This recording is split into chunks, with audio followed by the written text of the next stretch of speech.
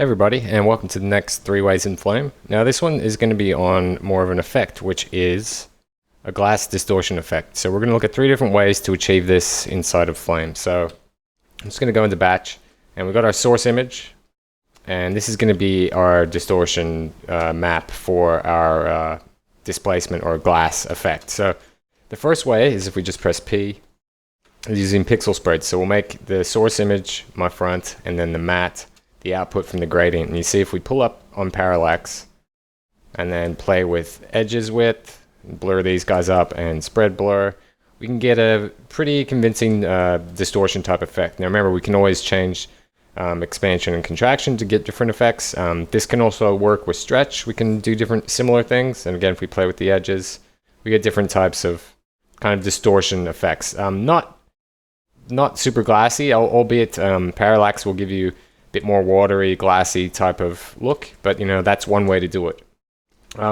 Another way is what people are always comparing to, which is sparks. So if we go to sparks and we'll use the S distort mask, and again that's going to be my front or my source, and then my lens and my mask is going to be that gradient. And if we just jump in there, and you see it's doing exactly what we'd expect. It's distorting and giving similar results to pixel spread.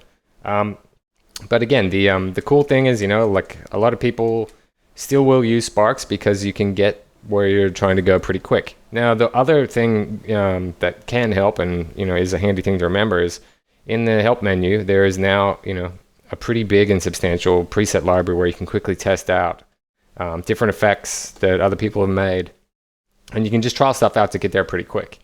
That's the second way to do this. Now, the other way, again, like because we are in Flame, we got to be thinking, do we want to live in 2D or do we want to live in 3D? So the other method, I'm just going to make this my background. So this effect relies on the background to distort and refract to. So to this, I'm going to add a new input.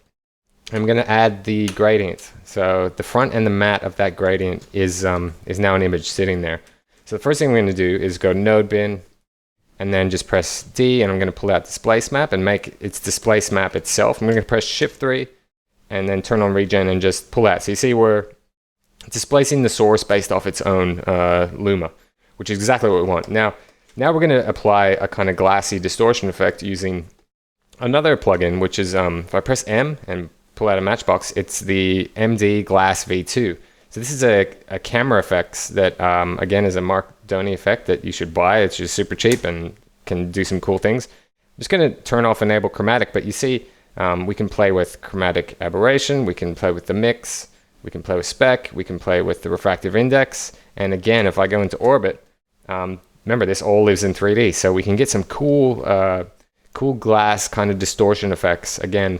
But the beauty of this way as well is it's in action, so it's 3D space. And again, this guy has a lot of different controls too, so it all depends on your workflow, but there's 3 different ways to create a glassy distortion effect. So that's it for this one, guys. Stay tuned for more.